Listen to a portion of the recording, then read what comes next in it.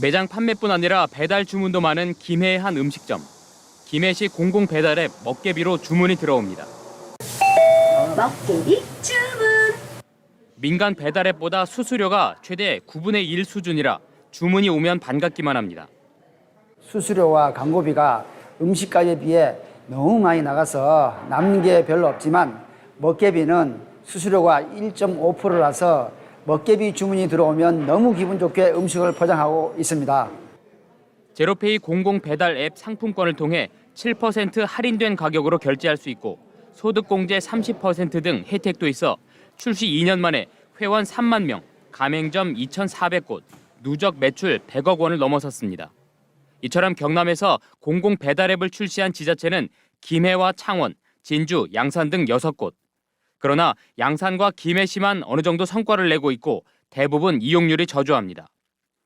지난해 2월부터 운영을 시작한 창원시 공공배달앱 누비고. 이 커피숍은 영업한 지 7년이나 됐지만 업주는 공공배달앱이 있는 줄도 몰랐습니다. 지금 대형 업체들 것만 쓰고 있고 창원에서 그런 자체적인 공공배달 서비스를 한다는 건 사실 들어보지 못했습니다. 누비고 앱을 켜면 상황은 더 심각합니다. 등록된 소상공인들 가게 대부분이 영업 준비 중 또는 휴무일로 뜹니다. 주문할 수 있는 가게를 찾는 게 더 힘들 정도. 그런데 영업 준비 중이라고 뜬 한 분식점을 찾아가 봤더니 실제로는 영업을 하고 있습니다.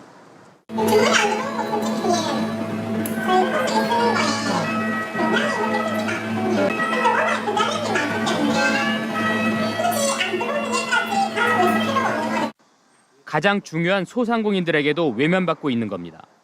누비고는 출시 1년 반이 됐지만 누적 매출은 5억 원에 불과하고 가맹점은 약 1,000곳이나 줄었습니다.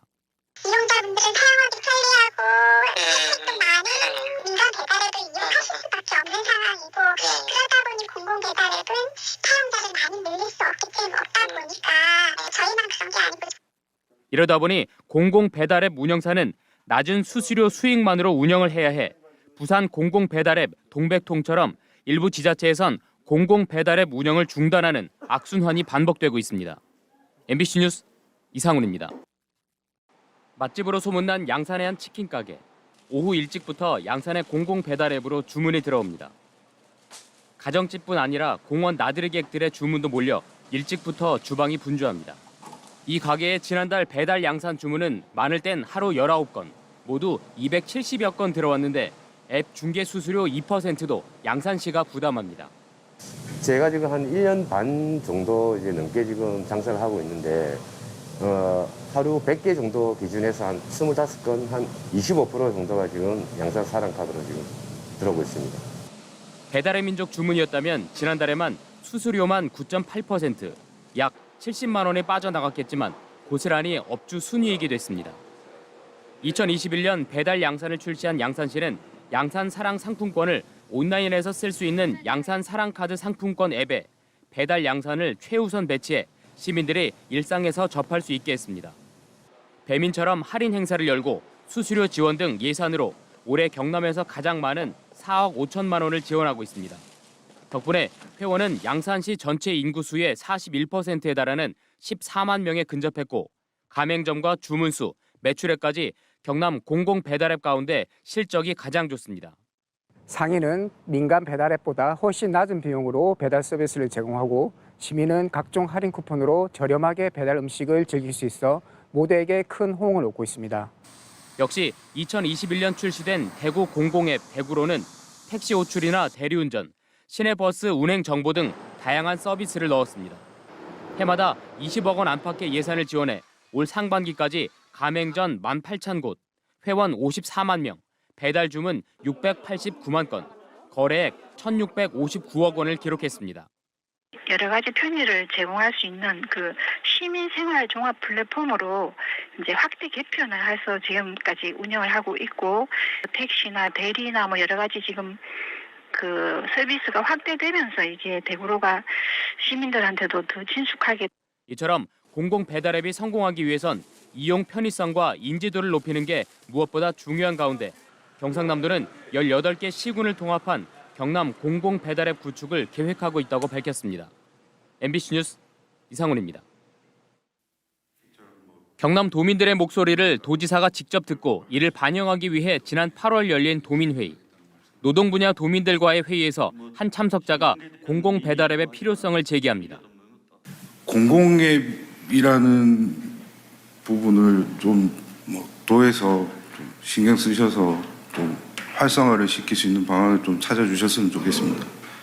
내년에 정착할 수 있도록 이 통합안에 대해서는 우리 노동계와 또 소상공인 그리고 전문가 그리고 운영업체 이렇게 좀 다양하게 좀 논의를 거쳐서 내년부터 시범적으로 운영하는 방안을 검토하고 있습니다. 박완수 지사도 공공 배달앱의 구체적인 성공 요건 등을 제시하며 검토를 지시합니다. 예를 들면 인센티브가 민간이 제공하고 있는 것보다 더 많이 제공해야 되고 공공배달앱이. 네. 두 번째 서비스가 좋아야 돼요. 그리고 신속하게 그게 이루어져야. 이 내용은 지역 배달 대행사 존속을 위한 공공 배달앱 활성화 요청이란 도민 제안으로 기록돼 관련 부서에선 11월까지 세부 추진 계획을 세우는 걸로 돼 있습니다. 두 달여 뒤인 지난주 경남도의회 경제환경위원회 행정사무감사. 요식업 관련 소상공인들하고 간담회도 하고 이런 과정에서 소상공인들께서 이제 걱정하시는 부분이 지금 민간 배달앱이 저렇게 시장을 장악하고 있고 그다음에 또 공공 배달앱이 어려운 상황에서 도 차원에서 또 광역형 배달앱을 새롭게 출시한다면은 거기 성산이 있겠는가? 행정사무감사 질의에서 경남 광역권 단위의 공공 배달앱 포기 사실이 처음 확인됐습니다. 그런 제안을 했던 분들한테 사전 설명도 하고 그런 걸 없이 너무 짧은 기간에 부정적으로 안 되는 쪽으로 이렇게 몰아가면 그거는 도민을 우롱하는 처사라고 생각해요. 경상남도는 대신 김해와 양산 등 자체 공공 배달앱을 운영하는 5개 지자체에 도비를 지원한다는 계획입니다.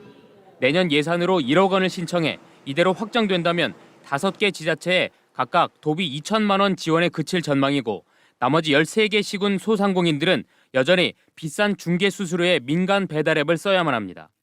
이에 경상남도는 일부 지자체의 미참여 의사, 대규모 예산 투입, 낮은 인지도 등 문제로 도비를 지원하기로 했으며 정부의 전국형 공공 배달앱 도입을 건의했다고 밝혔습니다. MBC 뉴스 이상훈입니다.